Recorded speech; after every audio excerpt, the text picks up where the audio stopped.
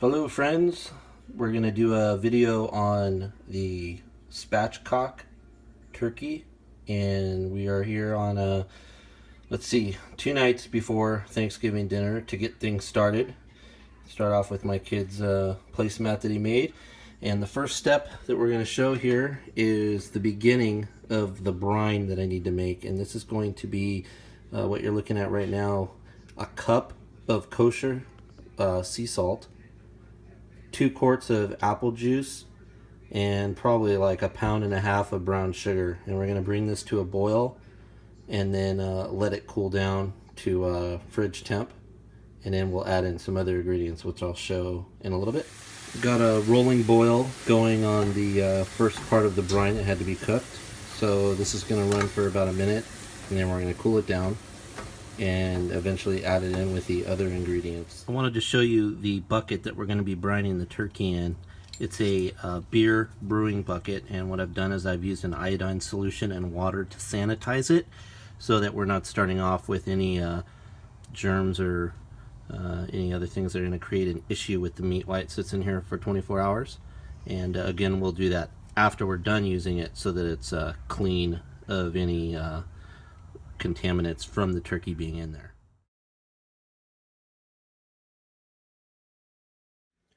We have a 17.5 pound fresh turkey, and what I've done is I've injected it with some of the base of the brine, which was the brown sugar, salt, and apple juice that was brought to a boil and then cooled down to about 38 degrees.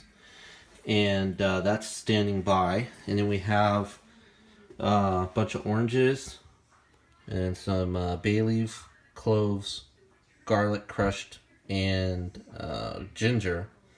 And we're going to add all this into the bucket that we sanitized, which has about 3 quarts of water. So 3 quarts of water, and then what's left of the 2 quarts of brine and all these other ingredients, and we'll mix those together.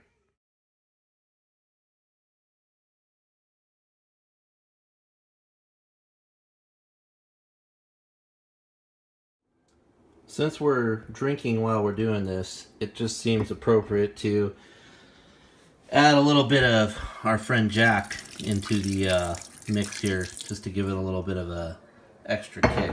But that's what we're going to let brine for 24 hours. So we'll have this done by Wednesday night, and then we'll take the next step on, which is going to be letting it sit for about 12 hours in the refrigerator. And that'll be right before we start to cook.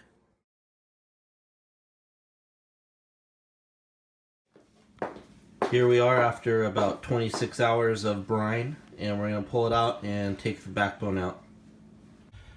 Okay, so if there's one thing I want to instill to everyone watching this video, it's give yourself time, because I didn't watch anything before I started cutting the backbone out of this turkey.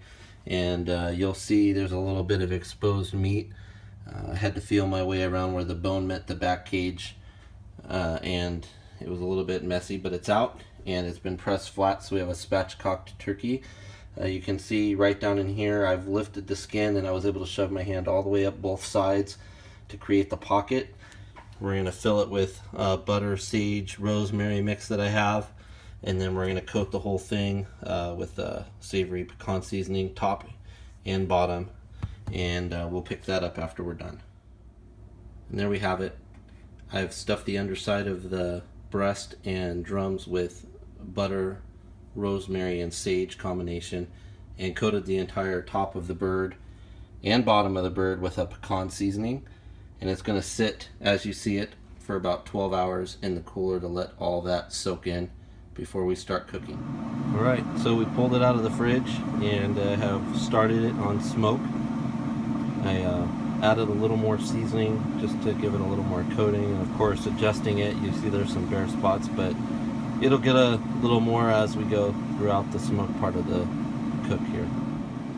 Alright, we're starting to get some nice color. This is 2 hours of smoke, and we're going to kick it up to 350 now and run it for another couple hours. Okay, we're about 40 minutes into cooking at 350, and we're getting some really nice color. The skin's starting to tighten up and separate from the meat a little bit on the leg. And I think I'm pretty Cappy, the breast meat is only around 90 degrees, so we got a ways to go. But it's looking great. Alright, that's 160. See, it's looking pretty darn good. We're going to shut her down and bring her in. Alright, this is the finished turkey. We're going to get it carved up for serving. Here we have both of the breasts and 2 legs. And we had some samples. The skin is nice and crispy, and the meat is super juicy, and we're pretty excited to serve it. You want this piece? Yeah. What did you think of the bite you had, Mason? Tell the camera. Awesome. Yeah? And you don't like a lot of meat. So I guess that means it's a winner. But I like this turkey meat. This is so great. Alright, that's what we had left of the dark minus the drumsticks. So this is a success. Everybody's tasting it and picking at it before we even serve. And they're saying it's great. So that's the turkey. Best turkey. As I go for seconds, I thought I'd tell you about the flavors we have here. We've got a nice crispy skin that has a lot of pecan flavor from the seasoning. The rosemary sage butter is still underneath the skin and very flavorful. The meat is super moist. Everyone's enjoyed it. The legs are gone out of the dark meat. And everyone's saying the dark meat's got a lot of flavor, but everything is super moist and flavorful. So 24-hour brine, 12 hours standing in the cooler to kind of dry out, and 2 hours of smoke, and 2 hours at 350, a little over 2 hours at 350. And I did tent it with foil after about 40 minutes at 350, and that kind of helped. But it came out great. Probably the best turkey our family's ever had.